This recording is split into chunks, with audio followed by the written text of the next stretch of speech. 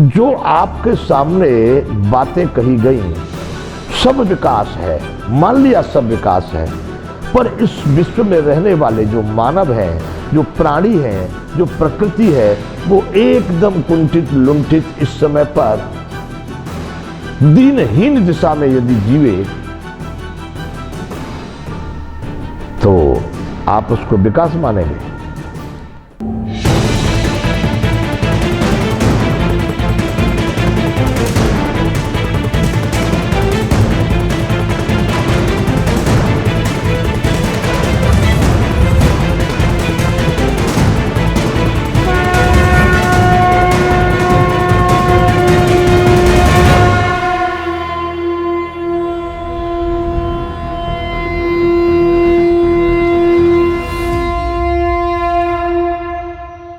जय विश्वबंधु, विश्वबंधु की जय हो। आइए बंधुओं, अब हम अपने फिर से विश्व भारती कार्यक्रम में विश्व विनाश की ओर इस विषय पर चिंतन कर रहे हैं, इस समय पर विकास का।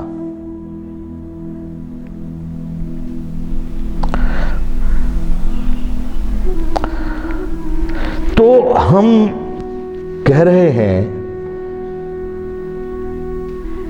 प्रकृति प्राणी में आ गया मनुष्य भी, उस मानव को परम आनंदमयी स्थिति में जीने की कला का नाम ही विकास है। मेरा ये अपनी परिभाषा है।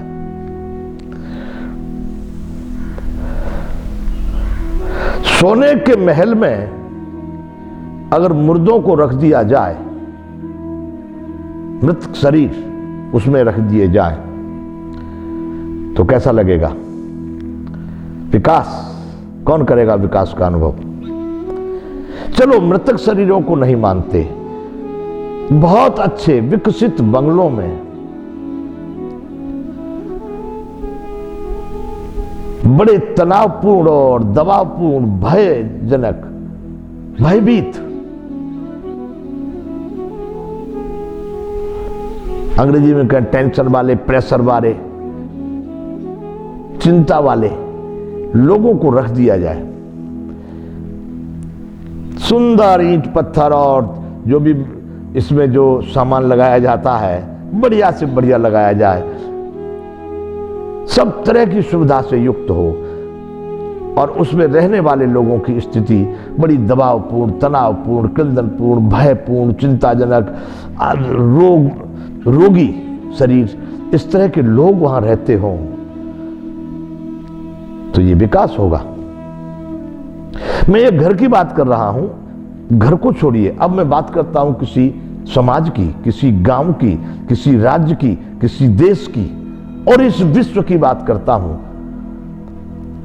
जो आपके सामने बातें कही गई सब विकास है, मान लिया सब विकास है, पर इस विश्व में रहने वाले जो मानव हैं, जो प्राणी हैं, जो प्रकृति है, वो एकदम कुंठित लुंठित इस समय पर दीनहीन दिशा में यदि जीवे तो आप उसको विकास मानेंगे। ये भौतिक पदार्थों का विकास है या मानवीय प्राणियों के जीवन की आनंदमयी स्थिति, प्रसन्नचित्त जीवन, प्रेम और त्याग, परमार्थमय जीवन, इसमें से आप किसको विकास मानते हैं?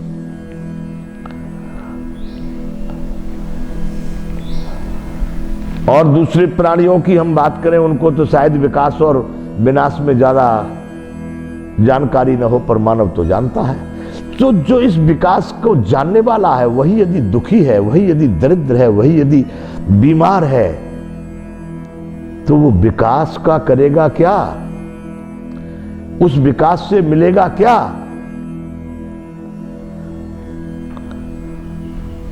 हमारे भारत में एक ग्रंथ चलता है जिसका नाम है रामचरितमानस। और बंधुओं, मेरा भारत, मेरा भारत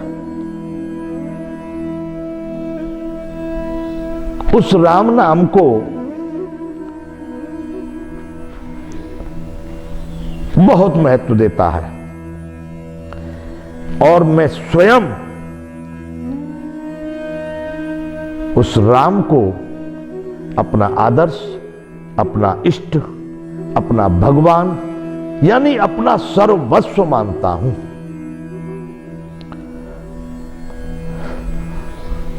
तो राम के लिए ही रामचरितमानस की रचना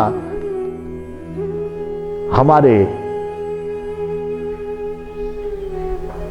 पूजनीय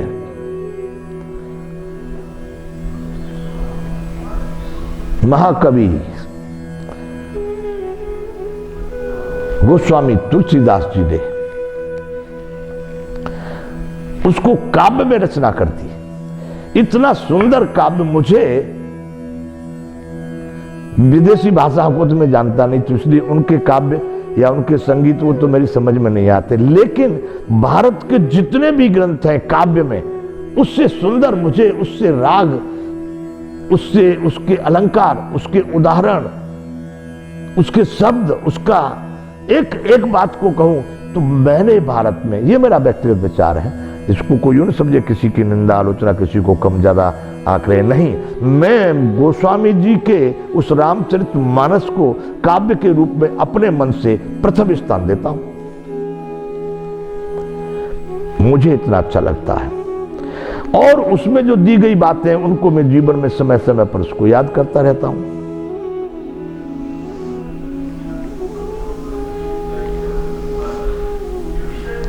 तो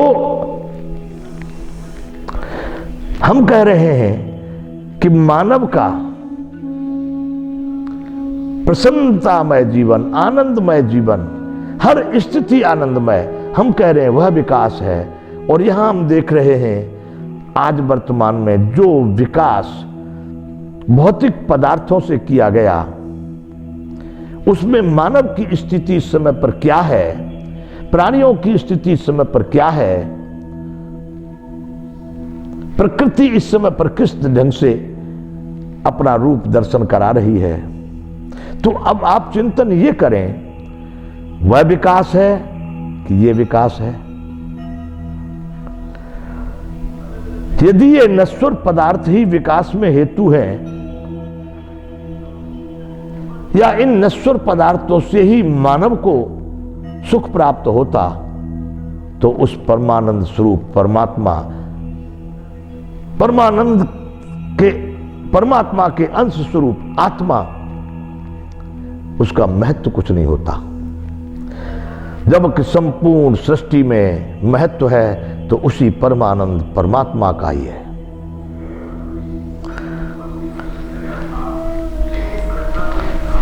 हम इन बातों से सिद्ध करना क्या चाहते हैं? विश्व विनाश की ओर हम सिद्ध ये करना चाहते हैं कि विश्व विनाश की ओर कैसे है, इसलिए हम ये चिंतन कर रहे हैं कि आज की स्थिति में मनुष्य कितना प्रसन्न चित्त है, कितना आनंदित है, कितना प्रेममय है, कितना विकसित है मनुष्य।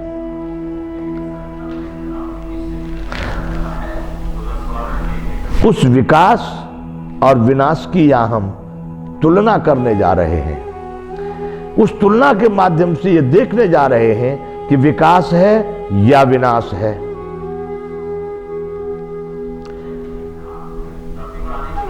हम सिद्ध करना चाह रहे हैं बंधुओं, विश्व विनाश की ओर जा रहा है।